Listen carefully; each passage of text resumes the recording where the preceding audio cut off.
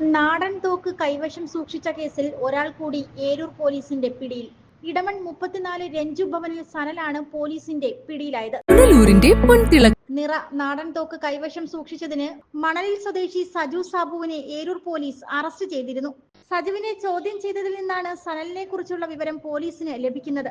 തുടർന്ന് സനലിന്റെ വീട്ടിൽ പോലീസ് സംഘം പരിശോധന നടത്തുകയും നിറയ്ക്കായി ഉപയോഗിക്കുന്ന വെടിമരുന്നും ഈയവും കണ്ടെത്തുകയും ചെയ്തു. മൃഗവേട്ടയ്ക്കായാണ് നാടൻ തോക്ക് ഉപയോഗിച്ചിട്ടുള്ളത് എന്നാണ് പോലീസിന്റെ നിഗമനം. സംഭവവുമായി ബന്ധപ്പെട്ട് കൂടുതൽ പ്രതികളുണ്ടോ എന്നും പോലീസ് അന്വേഷിക്കുന്നുണ്ട്.